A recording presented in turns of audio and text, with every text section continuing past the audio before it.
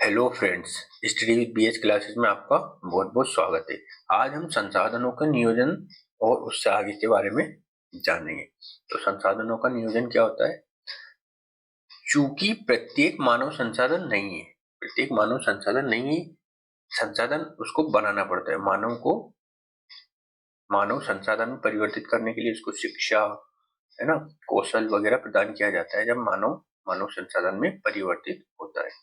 इसलिए संसाधनों के नियोजन की संकल्पना को शामिल किया गया है और इसके अंतर्गत 5 प्रमुख बिंदुओं को शामिल किया गया है। कौन कौन से? पर्यावरणीय शिक्षा, नवीन संसाधनों का विकास, पुराने संसाधनों का पुनः प्रयोग, फिजूल खर्ची पर रोक और बढ़ती भौतिकता को सीमित करना। अब संसाधनों के समक्ष कौन कौन सी चुनौतियां है? पर्यावरणीय प्रदूषण, निर्वनीकरण, अधिक जनसंख्या का होना, जनसंख्या वृद्धि दर का अधिक होना, उच्च तकनीक का अभाव। तकनीक के हस्तांतरण की प्रक्रिया का धीमा होना, मौजूदा प्राकृतिक संसाधनों का असमान वितरण, पारितंत्र के मार्ग में उत्पन्न बाधाएं। संसाधन संरक्षण क्या होता है? 1950 के पश्चात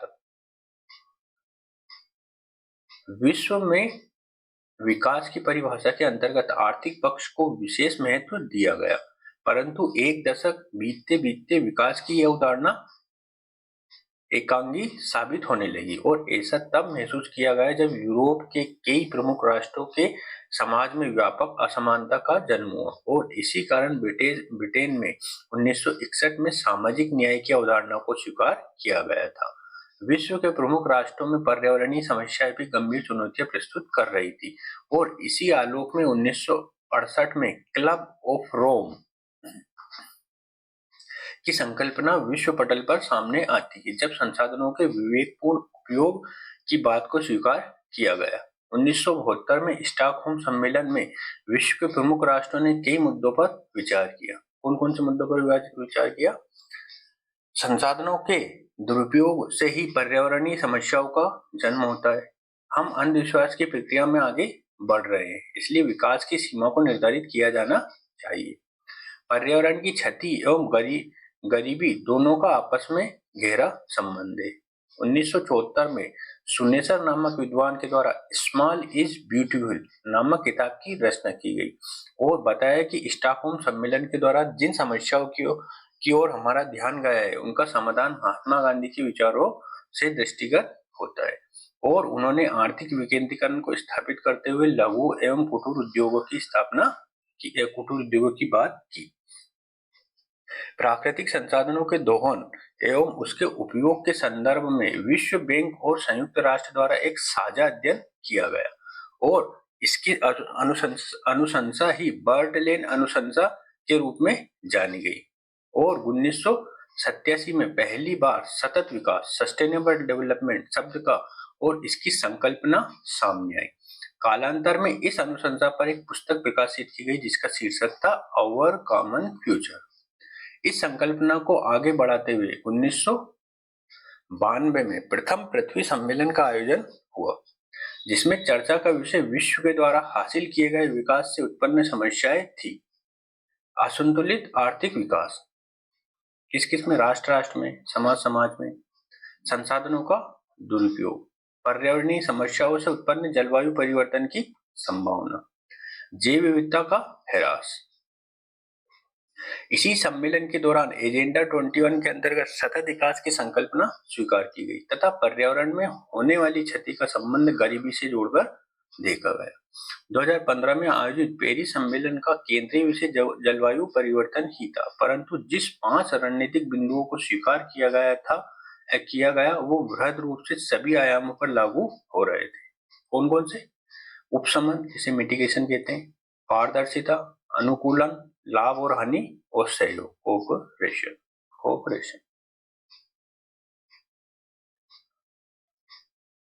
अब हम देखेंगे सतत विकास, है ना।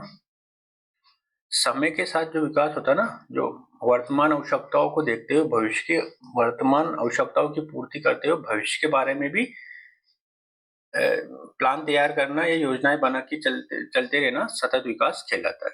सतत विकास के संदर्भ में एक ऐसे विकास से है जो निरंतरता के साथ कायम हो। विश्व पर्यावरण और विकास आयोग ने इसकी एक विस्तारित परिभाषा दी है। क्या दिए? सतत विकास परिवर्तन की एक प्रक्रिया है जिसमें संसाधनों का दोहन, निवेश की दिशा, प्रौद्योगिकी विकास तथा संस्थागत विकास के मध्य समन्वय है, जिससे मानवीय आवश्यकताएं एवं आकांक्षाओं को पूरा करने के लिए वर्तमान और भविष्य में किसी भी स्थिति में संकट न हो। सतत विकास के अंतर्गत विकास के 3 पक्षों को शामिल किया गया है और बताया गया है कि ये तीनों विकास एक ही समाज में, एक ही भौगोलिक क्षेत्र में तथा एक ही काल में स्थापित हो तो उसे सतत विकास कहा जाएगा, है ना। ये सतत विकास, पर्यावरणीय विकास, आर्थिक विकास और सामाजिक विकास, तीनों का संयोजन सतत विकास कहलाता है। सतत विकास अपने साथ कई मान्यताएं लेकर चलता है, जैसे हमारी पृथ्वी पर संसाधन सीमित है, हमें प्रकृति के साथ सहजीविता का संबंध बनाना चाहिए, मानव प्रकृति का अंग है इसलिए प्रकृति के नियमों को उसे स्वीकार करना चाहिए, किसी भी विकास के अंतर्गत जो परियोजनाएं चलाई जाती है उसके लागत में पर्यावरण तथा स्वास्थ्य दोनों को होने वाले नुकसान के साथ जोड़ा जाना चाहिए। सतत विकास के अंतर्गत इस प्रकार की प्रौद्योगिकी अपनाई जानी चाहिए जो सरल हो, न्यून पूंजी की हो, न्यून ऊर्जा का प्रयोग करे तथा स्थानीय संस्कृति के तत्व से युक्त हो। सतत विकास की कमियां कौन कौन सी? मान्यता है कि संसाधन सीमित है, परंतु वास्तविकता में संसाधनों का विकास निरंतर होता रहता है। जिस पर्यावरणीय समस्याओं की बात की जाती है वो समस्याएं वास्तव में विकास का परिणाम नहीं है, अपितु निम्न स्तर की स्वीकार की गई है। तकनीक पर्यावरणीय समस्याओं को जन्म देती है, वहीं उच्च स्तर की तकनीक उत्पन्न हुई समस्याओं का अंत कर देती है। सतत विकास की संकल्पना मानव केंद्रित विकास है, जबकि इसे जीव केंद्रित होना चाहिए। संसाधनों की, अब एक प्रश्न है, ये प्रश्न आप लिख सकते हैं। संसाधनों की उत्पत्ति तकनीक का परिणाम है, संसाधनों का दोहन भी तकनीक का परिणाम है, वहीं दोहन से उपजी पर्यावरणीय समस्याएं भी तकनीक का परिणाम है और इन समस्याओं का समाधान भी तकनीक में ही छिपा है। कथन के संदर्भ में अपने विचार प्रस्तुत कीजिए। इसमें आपको बताना है कि जो टेक्नोलॉजी है वो किस प्रकार से सहयोग और नुकसान कर रही है, ये चीजें आपको बतानी है। ठीक है, अब देखेंगे हम महासागरीय संसाधन। ये देखो, ये भूमि है और इससे 12 किलोमीटर तक का क्षेत्र, ये पहले ए, ये बी है ना, और उसके बाद 12 किलोमीटर का सी और 200 नैनोमीटर 200 एनएम तक डी और ये ओपन सी। तो मैं ए बी सी डी का रेखांकन करके बता देता हूँ कि ये क्या क्या कहलाता है। बी कहलाता है एडमिनिस्ट्रेटिव जोन, सी कहलाता है कंटिजियस जोन, ए कहलाता है इंटरनल वाटर टेरिटरी वाटर जिसे बोलते, डी बोलते exclusive economic zone, exclusive economic zone, है ना, अनन्य आर्थिक क्षेत्र। जैविक संसाधन में आते हैं प्लैंक्टन, है ना, प्लैंक्टन और फाइटोप्लैंक्टन, ये आते हैं। प्लैंक्टन मोबाइल जो मतलब विचरण करते रहते हैं और फाइटोप्लैंक्टन एक जगह स्थिर होते हैं। फूड रिसोर्सेस आते हैं जिसमें मत्स्य आता है, जंतु आते हैं, वनस्पति आते हैं, ये चीजें इसके अंतर्गत आती है। खाद्य संसाधन देख लेते हैं। खाद्य संसाधन का अधिकांश हिस्सा सागर तल के प्रथम 56 मीटर तक ही पाया जाता है। ऐसे खाद्य संसाधन के अंतर्गत मत्स्य, समुद्री जीव, वनस्पति जल आदि को रखा जाता है। आर्थिक दृष्टिकोण से देखा जाए तो खाद्य संसाधनों में सर्वाधिक भूमिका मत्स्य संसाधन की है। 2017 के अनुसार 165 मिलियन टन मत्स्य का उत्पादन विश्व में किया जाता है, जिसकी कीमत $280 बिलियन है। विश्व में लगभग 500 प्रजातियों के मत्स्य का दोहन होता है, जिसका अधिकांश हिस्सा प्रशांत महासागर क्षेत्र से आता है। खाद्य संसाधन के दृष्टिकोण से सागरीय वनस्पति काफी प्रमुख होती है, क्योंकि सागरीय वनस्पति में प्रोटीन की मात्रा अधिक पाई जाती है। जापान, ताइवान, फिलीपींस, सिंगापुर ऐसे राष्ट्रों में जहां सागरीय वनस्पति बड़ी मात्रा में उत्पादित होती है। अकेले जापान में प्रतिवर्ष 2.7 लाख टन सागरीय वनस्पति का उत्पादन देखा जाता है। अजैविक संसाधन के अंतर्गत खनिज संसाधन और ऊर्जा संसाधन आते हैं। खनिज संसाधन के अंतर्गत सबसे प्रमुख संसाधन सामान्य नमक को लिया जाता है, जो वर्तमान समय में विश्व की 95% नमक की आवश्यकता यहीं से पूर्ण हो जाती है। अन्य खनिज की बात करें तो वो 3 प्रकार से तथा 3 अलग-अलग क्षेत्रों में अवस्थित दिखाई देते हैं, जैसे जल में घुलनशील, महाद्वीपीय मग्न तट और गहन सागरीय, है ना। जल में घुलनशील और महाद्वीपीय मग्न तट का हम दोहन कर पा रहे हैं, जबकि जो गहन सागरीय होते हैं, सागर के काफी डीप में होते हैं, उनका दोहन अभी नहीं कर पा रहे हैं। जल में घुलनशील रूप में जो खनिज संसाधन पाए जाते हैं, उसमें सामान्य नमक के अतिरिक्त bromine, magnesium, zinc, uranium, thorium, gold, silver, cobalt आदि की प्राप्ति होती है। महाद्वीपीय मग्न तट पर पाए जाने वाले खनिजों में सर्वाधिक प्रमुख पेट्रोलियम तथा प्राकृतिक गैस है और संपूर्ण वैश्विक स्तर पर इनका उत्पादन किया जा रहा है। ठीक, Okhotsk sea, Japan sea, south China sea, gulf of Thailand, फारस की खाड़ी, Caspian sea, black sea, Caribbean sea, north sea, इनमें पेट्रोलियम प्राकृतिक गैस प्रचुर मात्रा में पाए जाते हैं। भारत में बॉम्बे हाई, खंबाट की खाड़ी, है ना, KG basin, Krishna Godavari basin, Sundarban delta petroleum product के लिए, मालाबार तट नेचुरल गैस के लिए। मग्न तट के क्षेत्र में ही दक्षिण अफ्रीका द्वारा हीरे का उत्पादन किया जा रहा है, मलेशिया द्वारा टिन का उत्पादन तथा अमेरिका द्वारा सोने का उत्पादन किया जा रहा है। गहन सागरीय भाग 300 से 600 मीटर तक के क्षेत्र में उपग्रहों से जो सूचना प्राप्त हुई है, उसके आधार पर इसके महत्व का पता चलता है। प्रारंभिक अनुमान यह है कि संपूर्ण पृथ्वी 48% सल्फर तथा 46% आयरन इस हिस्से में पाए जाते हैं। गहन सागरीय क्षेत्रों में ही गैस हाइड्रेट के भंडार, मैग्नीशियम नोडुल्स, कोबाल्ट के क्रेस्ट तथा जिन क्षेत्रों में ज्वालामुखी की क्रिया होती है वहां बड़ी मात्रा में सल्फाइड्स पाए जाते हैं। अब देखते हैं ऊर्जा संसाधन क्या होता है? टाइडल एनर्जी, है ना, वेव एनर्जी, है ना। वेव एनर्जी का भारतीय खंबात की खाड़ी में एक्सपेरिमेंट चल रहा है। ऑफशोर वाइंड एनर्जी, अपतटीय पवन ऊर्जा जिसे कहते हैं। Ocean thermal energy conversion, OTEC, ocean currents, है ना, ये सब इसी के अंतर्गत देखे जाते हैं। अब महासागरीय संसाधनों के समक्ष कौन कौन सी चुनौतियां है? महासागर में 12 नॉटिकल माइल तक किसी देश का प्रशासनिक क्षेत्र होता है, जबकि वो देश 200 नॉटिकल माइल तक संसाधनों का दोहन कर सकता है। इससे ये स्पष्ट होता है कि कर्तव्यों से ज्यादा अधिकार है। ये महासागरीय प्रदूषण का एक प्रमुख कारण है। महासागरीय संसाधनों में दोहन से संबंधित अधिकारों में भी संघर्ष की स्थिति। कई राष्ट्र एक संघर्ष के कारण आपस में उलझे हुए हैं। कई राष्ट्र इस संघर्ष के कारण आपस में उलझे हुए हैं और विश्व में 2 क्षेत्र ऐसे हैं जहां ये प्रतिस्पर्धा सबसे अधिक देखी जाती है। कहाँ कहाँ? दक्षिणी चीन सागर, साउथ चाइना सी और आर्कटिक महासागर। महासागरीय क्षेत्रों में संसाधनों के अति दोहन से कुछ विशिष्ट प्रजातियों के विलोपन की समस्याएं देखी जा रही। उदाहरण के तौर पर दक्षिणी महासागर में क्रील नामक मछली की प्रजाति में तथा प्रशांत और अटलांटिक महासागर में व्हेल मछली को देखा जा सकता है। यूएन द्वारा इन दोनों के उत्पादन तथा व्यापार पर प्रतिबंध लगाया जा चुका है।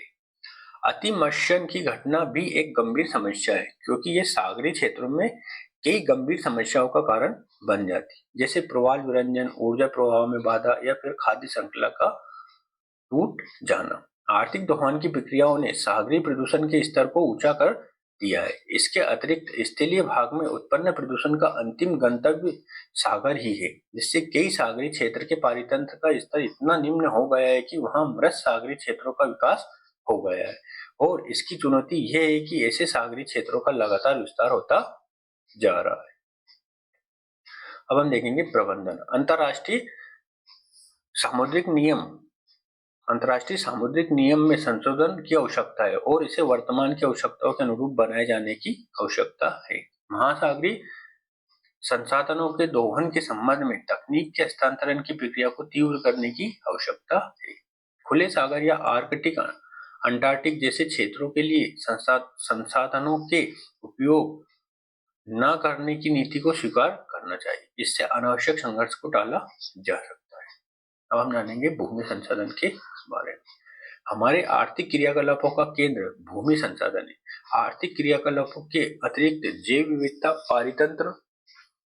पारितंत्र के अंतर्गत ऊर्जा प्रवाह, पृथ्वी पर तापीय संतुलन स्थापित करना तथा वायुमंडल के घटकों का निर्धारण, ये सभी कुछ भूमि संसाधन पर ही निर्भर है। भूमि संसाधन की महत्ता भी इसे दुरुपयोग के स्तर तक ही ले जाती है। यही कारण है कि भूमि संसाधन के संदर्भ में भू उपयोग की नीति में संतुलन लाए जाने की आवश्यकता है। परंतु प्रत्येक राष्ट्र की भू उपयोग की नीति को अपनी भौगोलिक दशाओं के अनुरूप स्वीकार करते हैं, है ना। ये इसी के अंतर्गत है। अब हम देखेंगे इसका थ्योरी वाला पार्ट। भारत के संदर्भ में भू उपयोग की आदर्श स्थिति जो पर्यावरणीय संतुष्टता के स्तर को स्थापित करती है, उसे वृत्त चार्ट ए के माध्यम से जोड़ा जा सकता है। जो ऊपर चार्ट बताया उसमें बता रहे, पर्वतीय राज्य 66% वन, पठारी राज्य में 40% वन, मैदानी राज्य में 20% वन। वर्तमान का वृत्त आरेख इस बात की ओर इशारा करता है कि जब कृषि क्षेत्र में भूमि का समावेश अधिक है जबकि अन्य क्षेत्र में भूमि की उपलब्धता न्यून है। ऐसी स्थिति में अगर हमें अन्य एवं वानिकी का विकास करना है तो कृषि क्षेत्र से भूमि को अधिग्रहित किए जाने की आवश्यकता है। भूमि के संदर्भ में स्वीकार किया जाता है कि ये एक सीमित प्रकार का संसाधन है, परंतु ऐसे विचार को मान्यता तब प्राप्त होगी जब ये स्वीकार कर लिया जाता है कि भूमि क्षैतिज रूप से मौजूद है। परंतु वास्तविकता यह है कि वर्तमान समाज में भूमि संसाधन की ऊर्ध्वाधर भूमिका को स्वीकार कर लिया गया है और ये भूमिका ऊपरीगामी अपवर्ड तथा अधोगामी डाउनवर्ड दोनों के संदर्भ में समझा जा सकता है। भूमि संसाधन के समक्ष चुनौतियां कौन कौन सी है? अभी भू उपयोग के संदर्भ में तीव्र परिवर्तन। विश्व के सभी समाजों में भूमि का उपयोग बदलता रहता है, परंतु परिवर्तन की गति अगर अन्य व्यवस्थाओं की तुलना में अधिक होती है तो अनुकूलता का स्तर स्थापित नहीं हो पाता है, जिससे वहां विभिन्न प्रकार की समस्याएं उत्पन्न होती है। वर्तमान समय में विकासशील राष्ट्रों के संदर्भ में यह समस्या देखने को मिल रही है क्योंकि ऐसे राष्ट्रों में जनसंख्या, बाजार, निवेश, आकांक्षाएं तथा विकास की नीतियां सभी मौजूद है। विकसित राष्ट्रों के अंदर विकास अपने स्थायित्व को प्रदान कर चुका है और अविकसित राष्ट्रों में अर्थव्यवस्था का आकार छोटा होता है। इन दोनों ही स्थितियों में भू उपयोग में परिवर्तन की दर कम होती है। भूमि का प्रदूषण। भूमि के उपयोग में परिवर्तन से ठोस अपशिष्टों की मात्रा बढ़ रही है। कृषि क्षेत्र में भूमि के उपयोग बदलने से निम्नीकरण की समस्या आती है और ये भूमि की उर्वर क्षमता को कम कर देती है। भूमि उपयोग के बदलाव से भूमंडलीय तापमान में भी वृद्धि देखी जा सकती है क्योंकि कार्बन उत्सर्जन बढ़ जाता है तथा तापमान का अवशोषण भी अधिक देखा जाता है। सामान्य रूप से भूमि की उपलब्धता क्षैतिज संकल्पना के अनुसार परिभाषित की जाती है और ऐसी स्थिति में प्रति व्यक्ति भूमि की उपलब्धता लगातार घट जाती है। समाधान। भूमि संसाधन की अनुकूलतम दोहन की नीति को स्वीकार कर प्रत्येक क्षेत्रों में पृथकता से सतत विकास की नीति लागू करना है, जैसे कृषि में सतत विकास, उद्योग, नगरीकरण, परिवहन में सतत विकास। अब हम देखेंगे खनिज संसाधन। आर्थिक दृष्टिकोण से खनन स्वयं एक उद्योग के रूप में जाना जाता है जो अर्थव्यवस्था की एक प्राथमिक गतिविधि है। खनन का कार्य दो रूपों में संचालित होता है। कौन से? पहला है खुला खनन, ओपन पिट माइनिंग, दूसरा है बंद खनन, क्लोज पिट माइनिंग। खुला खनन देखते हैं, ये खुला खनन की प्रक्रिया है, डायरेक्ट इससे खनन किया जाता है। बंद खनन इस तरह से बना रहता है, इसके अंदर जाके आपको माइनिंग एक्टिविटी करनी रहती है। अब खुले खनन की समस्या क्या है? इस प्रकार के खनन में धूल कणों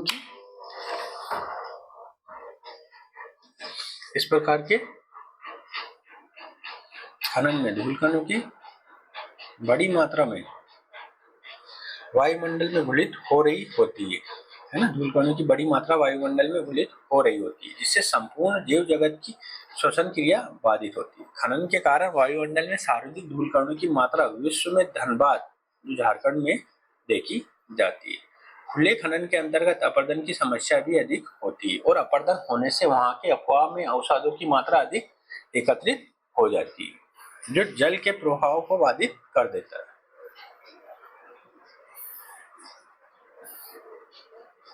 प्रत्येक खनन के क्षेत्र में जल का प्रयोग किया जाता है। एक तरफ जल की मांग बढ़ जाती है, वहीं ये जल खनिज के साथ रासायनिक अभिक्रिया कर अम्लीय गुण धारण कर लेते हैं, जिससे अपवाह तंत्र का जल अम्लीकृत हो जाता है, जो पारितंत्र को नुकसान पहुंचा रहा होता है। बंद खनन की समस्या क्या है? बंद प्रकार के खनन में पर्यावरण दृष्टि से ये स्वीकार किया जाता है कि जितनी मात्रा में खनिज निकाले जाते हैं उतनी मात्रा में सिलिका का निक्षेपण किया जाना चाहिए, परंतु यह आर्थिक लागत को बढ़ा देता है और ऐसी स्थिति में इसका प्रबंधन त्रुटिपूर्ण हो जाता है। बंद प्रकार के खनन में भूमि के असंतुलित होने का खतरा अधिक हो जाता है और यहाँ भूस्खलन तथा छोटी तीव्रता वाले भूकंप के जनन का कारण भी बन जाता है। आंतरिक हिस्सों में चट्टानों के खिंचाव से जल रिसाव तथा गैस रिसाव जैसी समस्याएं देखी जाती। कोयला खनन के क्षेत्र में कार्बन मोनोऑक्साइड जैसे जहरीले गैस मौजूद होते हैं, जिससे श्रमिकों को नुकसान होता है। यूरेनियम उत्पादित क्षेत्रों में रेडियो सक्रियता के कारण स्वास्थ्य समस्याएं देखने को मिलती है। वहीं आंतरिक भागों में धूल कणों के कारण श्वसन क्रिया को बाधित करते हैं, तो आंतरिक भागों में तीव्र आवाज़ें कामगारों के बहरेपन का कारण बन जाती है। अब एक मेंस का आप क्वेश्चन देख सकते हैं। भारत में खनन क्षेत्र की प्रमुख समस्याओं को बताते हुए उसके समाधान के संदर्भ में कुछ सुझाव प्रस्तुत कीजिए, है ना। तो ये जो मैंने ऊपर पढ़ा है इसके आधार पर ये आंसर आप लिख सकते हैं। अब बालू खनन एक महत्वपूर्ण मुद्दा है, उसको जानते हैं। भारत में बालू खनन और इससे जुड़ी हुई प्रमुख समस्या है। भारत में बालू से जुड़े हुए अवैध खनन की मात्रा एवं क्षेत्र दोनों ही विस्तारित है। इसका कारण है कि बाजार में इसका विक्रय सरलता से हो जाता है और भारत में आधारिक संरचना के विकास की गति इतनी तीव्र है कि इसकी मांग अप्रत्याशित रूप से बढ़ी हुई है। पुनः बालू से ही सिलिका नाम के खनिज का उत्पादन किया जाता है और ये सीसा उद्योग के कच्चे माल का कार्य करता है। हाल ही के वर्षों में भवन निर्माण क्षेत्र में शीशे की मांग बढ़ी है और इससे बालू की मांग भी बढ़ रही है। अब जो पूरा खनन होता है उसमें 60% जो खनन होता है वह अवैध होता है और 40% ही मात्र वैध होता है। गैर सरकारी आंकड़ों के अनुसार भारत में बालू के विक्रय में लगभग 60% कारोबार अवैध रूप से होता है और बाजार में बढ़ी हुई मांगों को देखकर सरकार इसके संदर्भ में ठोस कदम नहीं उठा पा रही है। बालू के खनन से उत्पन्न पर्यावरणीय समस्याएं क्या क्या है? नदी घाटियों में बालू के निर्माण से ज्यादा उसकी निकासी की जा रही है और ऐसी स्थिति में नदी घाटी असंतुलन का शिकार हो गई है। कई क्षेत्रों में नदी की गहराई में वृद्धि हो गई है, तो वहीं कई क्षेत्रों में बालू का जमाव अधिक हो गया है और इन दोनों ही स्थितियों में जल का प्रवाह बाधित होता है और नदी पारितंत्र के नष्ट होने का खतरा मौजूद होता है। बालू के अधिक मात्रा में निकाले जाने से भूम जल के रिचार्ज हो जाने की गति बाधित हो जाती है। अवैध खनन नदी घाटी क्षेत्र में बड़ी मात्रा में किए जाने वाला एक प्रकार का कृत्रिम अपरदन है। कृत्रिम अपरदन की मात्रा बढ़ने से प्राकृतिक अपरदन की दर भी बढ़ जाती है। पुनः ऐसी स्थिति में नदी मार्ग परिवर्तन की संभावनाएं रहती है, जो संपूर्ण पारितंत्र के साथ साथ वहां की सामाजिक आर्थिक गतिविधियों भी प्रभावित कर रहा होता है। अब अरावली जो क्षेत्र है उसमें अवैध खनन के बारे में जानते हैं। वर्तमान समय में अरावली क्षेत्र में अवैध खनन की गंभीर चुनौती देखी जा रही है। लगभग 200 ऐसे क्षेत्रों की पहचान की गई है जहां अवैध खनन किए गए। ऐसे खनन में सर्वप्रथम उस क्षेत्र में निर्वनीकरण को बढ़ावा मिलता है और ये वहां के पर्यावरण में विभिन्न प्रकार की समस्याओं को उत्पन्न कर रहा होता है। इसके अंतर्गत ऐसा खनन अपरदन की मात्रा को भी बढ़ा देता है, जो किसी अन्य क्षेत्र में बाढ़ का कारण बन जाती है। क्योंकि अरावली एक जल विभाजक भी है, इसलिए इस प्रकार की समस्या एक बड़े क्षेत्र में पारितंत्र को प्रभावित कर रही होती है। अरावली क्षेत्र में खनन में अवैध क्षेत्रों में के ऊपर उच्चतम न्यायालय ने प्रतिबंध लगा रखा है, परंतु आदिवासी क्षेत्रों से दूर होने के कारण ऐसे क्षेत्रों की निगरानी मुश्किल हो जाती है। इसी संदर्भ में समाधान की दिशा में यह सुझाव दिया गया है कि अवैध खनन के क्षेत्रों की पहचान कर उसके 10% भूभाग पर उच्च वर्ग की आवासीय बस्ती बसाकर अन्य क्षेत्र का बचाव किया जा सकता है ना। अब हम कृषि से संबंधित बहुत सारी चीजों को देखेंगे। मतलब ये कहना चाहता हूँ कि जियोग्राफी के अंतर्गत कृषि से संबंधित जो जो अवधारणा है वो जाने, है ना।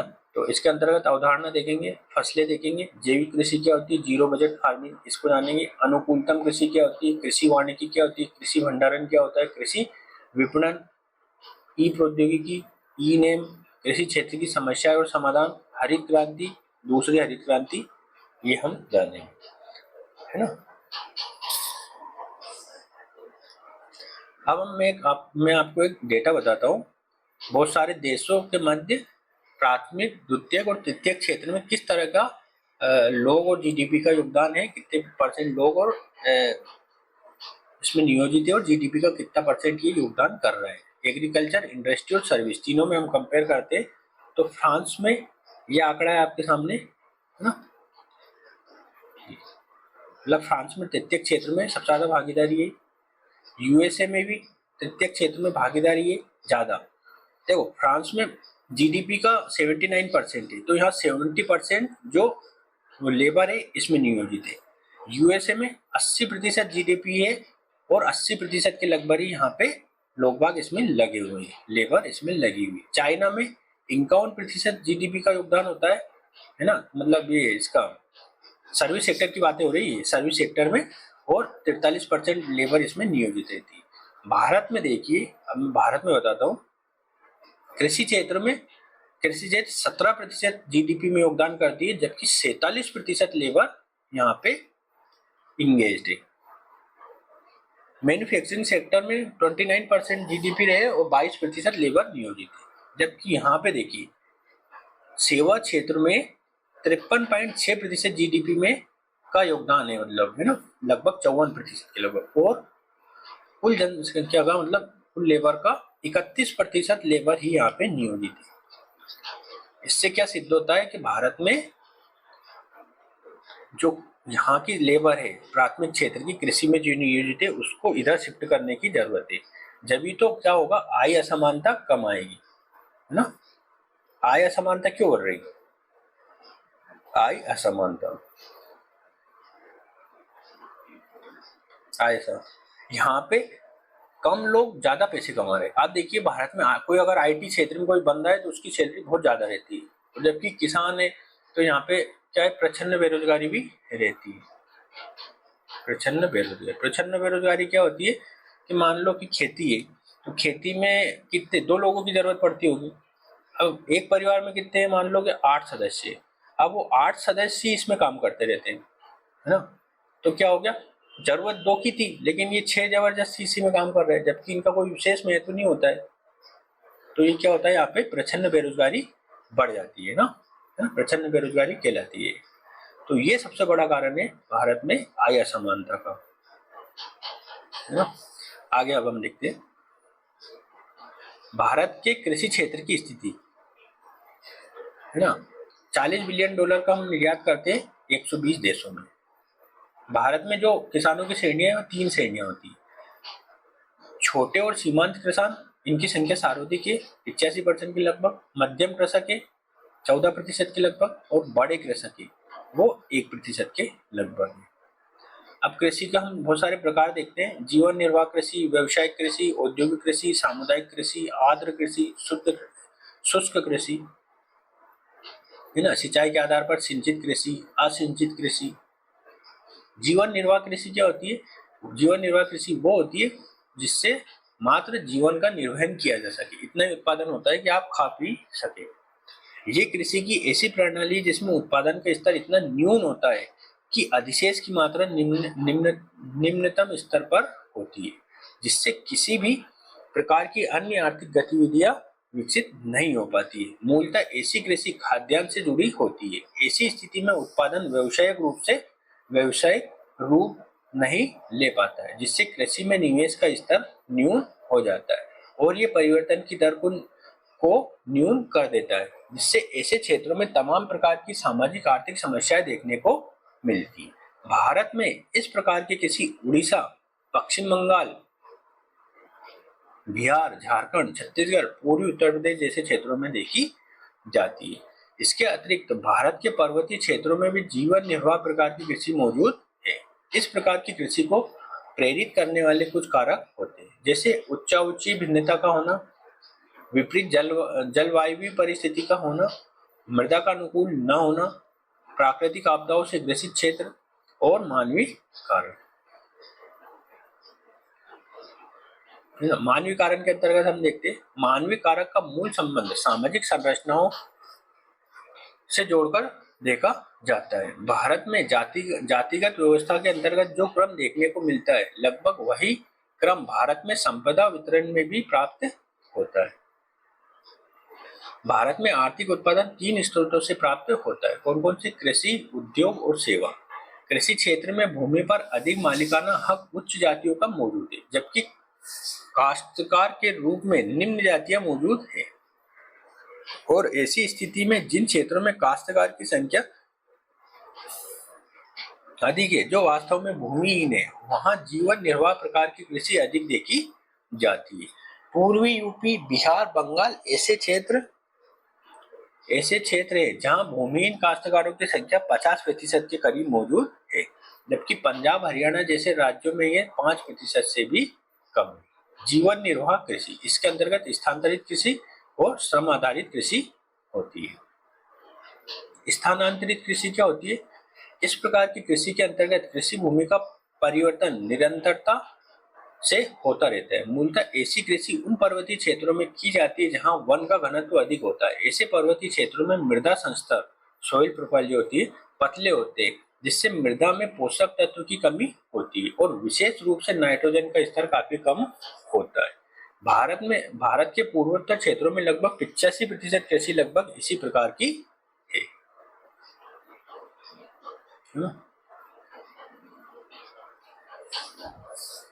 ऐसी कृषि के अंतर्गत पहले वनों की कटाई की जाती है और सूख जाने के पश्चात उसे जला दिया जाता है। इस कारण तकनीकी रूप से इसे स्लैश एंड बर्न एग्रीकल्चर कहते हैं। इसके दुष्प्रभाव क्या क्या होते हैं? पूर्वोत्तर राज्यों में ऐसी कृषि हजारों वर्षों से मौजूद है और इसका कारण ये था कि लगभग 50 से 60 वर्षों में वापस उस कृषि भूमि पर कृषि होती थी, परंतु जनसंख्या वृद्धि और अन्य कारणों से अब ये जनजातीय समूह 15 से 20 वर्षों में उसी कृषि भूमि पर कृषि के लिए आ जाते हैं और इतने समय में वहां का पारितंत्र कृषि के लिए तैयार नहीं हो पाता है। इस प्रकार की कृषि के अंतर्गत निर्वनीकरण की प्रक्रिया को बढ़ावा देता है और भारत में पहले से ही वानिकी की उपलब्धता पर्यावरणीय मानदंडों के अनुकूल नहीं है। निर्वनीकरण की प्रक्रिया वनों में आग लगाकर की जाती है। ऐसी स्थिति में तात्कालिक रूप से आर्थिक क्षति का कारण तो बनता ही है, इसके अतिरिक्त वायुमंडल में कार्बन डाइऑक्साइड तथा राख की मात्रा भी बढ़ा देता है, जो वायुमंडल तापन में भूमिका निभा रहे होते। निर्वनीकरण की घटना पर्वतीय ढाल वाले हिस्से में होती है। ऐसी स्थिति में वर्षा के पश्चात मृदा अपरदन की दर अत्यधिक तीव्र हो जाती है। किसी भी पर्वतीय क्षेत्र में बहते हुए जल के मार्ग में वृक्ष छोटे बांध की भूमिका निभाते हैं। इस मृदा अपरदन से निकटवर्ती अपवाह तंत्रों में गाद का जमाव अधिक हो जाता है, जिससे बाढ़ की दुष्प्रभाविता बढ़ जाती है। इसका समाधान क्या होना चाहिए? 1975 में स्थानांतरित प्रकार की कृषि को प्रतिबंधित कर दिया गया, परंतु ये प्रभावी नहीं हो पाया।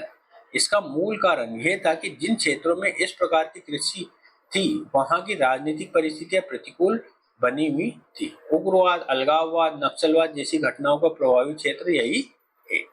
ऐसे क्षेत्रों में कृषियुक्त भूमि के वितरण की आवश्यकता है। इन क्षेत्रों के लोगों को वैकल्पिक व्यवसाय उपलब्ध कराने की आवश्यकता है। वहां मौजूद वनीय संसाधन के महत्व में वृद्धि की जानी चाहिए। श्रम आधारित कृषि क्या होती है? ऐसी कृषि का तात्पर्य है कि मशीनों का प्रयोग न्यूनतम स्तर पर, जबकि मानव श्रम का उपयोग अधिकतम स्तर पर हो। श्रम आधारित कृषि कहलाती है। अब हम चावल की खेती के बारे में जानें। अनुकूल दशाएं क्या है चावल के लिए? तापमान, वर्षा और मृदा के संदर्भ में ये चीजें आपको देखनी है। इसकी समावधि कितनी होती है? फसल का महीना कौन सा होता है? फसल का कौन सा प्रकार है ना? प्रति हेक्टेयर उत्पादन कितना होता है भारत और विश्व में चावल के संदर्भ में? कुल उत्पादन कितना होता है भारत और विश्व के संदर्भ में? चावल की प्रमुख प्रजातियां कौन सी होती है, जैसे बासमती वगैरह। चावल से संबंधित प्रमुख रोग कौन कौन से होते हैं, है ना। और ये सभी चीजें आपको गेहूं, मक्का, कपास, गन्ना, चाय, रबड़, दलहन और तिलहन आदि के संदर्भ में भी देखना है। इससे आप ये आपका होमवर्क हो जाएगा, इससे आपको काफी बेनिफिट होगा, ये चीजें आप देखेंगे तो। अब हम जानेंगे व्यावसायिक कृषि क्या होती है। ऐसी कृषि जो व्यापार के उद्देश्य से की जा रही हो, व्यावसायिक कृषि कहते हैं। ऐसी कृषि मूल रूप से दो स्थानों से स्थानबद्ध होती है, किसी भी बड़े नगर केंद्र के निकट, अनुकूल जलवायु दशा के समीप। व्यावसायिक कृषि के अंतर्गत नगर के निकट या उसके प्रभाव क्षेत्र के निकट जो कृषि की जाती है उसे ट्रक फार्मिंग कहते हैं, है ना। ट्रक फार्मिंग को मार्केट गार्डनिंग भी कहते हैं। क्या होती है ट्रक फार्मिंग? ये एक प्रकार की मिश्रित कृषि प्रणाली है जो बाजार की मांग पर निर्भर करती है और मांग के बदलने से उत्पादित होने वाले फसल में भी बदलाव देखा जाता है। भारत में इस प्रकार की कृषि के अंतर्गत सब्जी, औषधि, फूल, फल आदि का उत्पादन किया जा रहा है। हाल के वर्षों में परिवहन सेवाओं में होने वाले बदलाव ने कृषि क्षेत्र में होने वाले उत्पादों को बाजार में लाने में मदद की है। वहीं दूसरी तरफ उदारीकरण के पश्चात एक तरफ नगरों का आकार तीव्रता से बढ़ा है, वहीं दूसरी तरफ नगरों में निवासित जनसंख्या के क्रय क्षमता में विस्तार हुआ है और इसी के कारण ट्रक फार्मिंग में मदद मिल रही है। पशु संसाधन। पशु संसाधन के अंतर्गत घरेलू मवेशियों को शामिल किया जाता है, जिसमें सामान्य रूप से गाय, भैंस, बकरी तथा भेड़ को शामिल किया जाता है। दुग्ध उत्पादन की दृष्टि से भारत का स्थान विश्व में प्रथम है, वहीं मांस के निर्यात में भारत का स्थान प्रथम है। कुल घरेलू मवेशियों की संख्या की कृषि से भी जो कुल घरेलू मवेशियों की संख्या की दृष्टि से भी भारत प्रथम स्थान पर है। भारत में पशु संसाधन के विकास के कारक क्या क्या है? पारंपरिक रूप से भारत की पहचान कृषि आधारित देश के रूप में है और पशु संसाधन का विकास कृषि क्षेत्र में एक वैकल्पिक अर्थव्यवस्था की भूमिका का निर्वहन करता है। भारत की जलवायु जलवायु पशु संसाधनों के अनुकूल है और अगर आधारभूत सुविधाओं की गणना न की जाए तो पशु संसाधनों की आयु प्रत्याशा सर्वाधिक देखी जाती है। भारत के कई क्षेत्रों में अनुकूल वर्षा का स्तर देखा जाता है और यह अनुकूल वर्षा चारागाहों और पशुओं के पेयजल विकास में योगदान देता है। कृषि प्रधान व्यवस्था होने के कारण भारत में फसलों के अपशिष्ट की उपलब्धता बड़ी मात्रा में है और यही अपशिष्ट पशुओं के लिए चारा बन जाता है, जिससे दुग्ध उत्पादन की लागत घट जाती है। पशुओं के उत्पादन और उप उत्पाद दोनों की आर्थिक लाभ में वृद्धि कर देते हैं। भारत में परंपराओं से ही दुग्ध और दुग्ध उत्पाद भोजन में शामिल है, जिससे पशु संसाधन के प्रोत्साहन को विकास मिलता है। भारत में श्वेत क्रांति के कारण भारत में श्वेत क्रांति के कारण कई सहकारी संस्थाएं सहयोगात्मक भूमिकाएं निभा रही है और सरकार की नीतियों भी इसमें अनुकूलता स्थापित करती है। चुनौतियां क्या है? वैश्विक संदर्भ की तुलना में हमारे यहाँ उपलब्ध प्रजातियों की गुणवत्ता का स्तर न्यून है, जिससे उत्पादन घट जाता है ना। इंडिया वर्ल्ड में 2400 किलो केटल होता है, जबकि भारत में ये लगभग 1200 के लगभग होता है उत्पादन, दुग्ध उत्पादन की बात। भारत में पशुओं का भोजन गुणवत्ता युक्त नहीं है और ऐसी स्थिति में उत्पादन और दूध की गुणवत्ता दोनों को घटा देता है। विकसित राष्ट्रों में पशुओं की आधारभूत संरचनाओं का विकास हो गया है, जबकि भारत में यह अत्यधिक निम्न स्तर पर है, इसलिए उनकी तुलना में जीव प्रत्याशा कम हो जाती है। घरेलू मवेशी भोजन करने के पश्चात जुगाली की प्रक्रिया करता है और वर्तमान के शोध बताते हैं कि इस प्रक्रिया के दौरान हरित गैसों का उत्सर्जन हो रहा है। भारत में पशुओं से संबंधित बीमारियां अधिक है और ये उत्पादन को न्यून कर देता है। भारत में उपलब्ध प्रजातियों की गुणवत्ता को बढ़ाने के लिए संकर प्रजातियां लाई गई है, परंतु इसकी सफलता का दर कम है। भारत में पशु संसाधन मूल रूप से असंगठित क्षेत्रों के अधीन है और ऐसी स्थिति में प्रशिक्षण और तकनीकी ज्ञान का स्तर निम्न हो जाता है, जो उत्पादन और पशुओं की गुणवत्ता दोनों को प्रभावित कर देता है। इसका समाधान क्या होगा? हमको बागवानी कृषि करनी चाहिए। बागवानी कृषि समाधान आप खुद भी बता सकते हैं आगे, है ना। पशुओं की गुणवत्ता में मतलब क्या क्या समाधान होना चाहिए कृषि क्षेत्र में सुधार के लिए। अब हम जानेंगे बागवानी कृषि, है ना। बागवानी कृषि व्यापारिक कृषि का ही हिस्सा है जिसके अंतर्गत एक ही पौधे के उत्पाद कई वर्षों तक हासिल किए जाते हैं।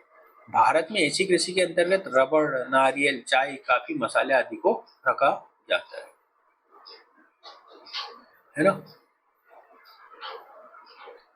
अब रबड़ को देखते हैं। रबड़ की खेती के लिए मृदा में नाइट्रोजन की मात्रा अधिक होनी चाहिए तथा मृदा अम्लीय चरित्र की होनी चाहिए। मृदा मतलब अम्लीय होनी चाहिए। रबड़ के पौधे सामान्यतः 20 से 30 मीटर तक लंबे होते हैं और पौधों को लगाए जाने के पश्चात उत्पाद देने के लिए 5 से 7 वर्षों में तैयार हो जाते हैं, है ना। 5 से 7 सालों में ये तैयार हो जाते हैं रबड़। नारियल के बारे में जानते हैं। इस फसल के लिए उष्णार्द्र जलवायु जिसमें तापमान 25 से 35 तथा वर्षा के लिए 100 सेंटीमीटर या उससे अधिक की अनुकूलता हो, वहां पे नारियल उगाया जा सकता है ना। नारियल उगाया जा सकता है। नारियल की कृषि लवणीय जल के साथ साथ खारे जल के क्षेत्र में भी की जाती है। तटीय क्षेत्रों में सागरी समीर इस कृषि में आर्द्रता की आपूर्ति को बढ़ा देते हैं जिससे इसके उत्पादन में सहायता मिलती है। चाय के बारे में देखते हैं।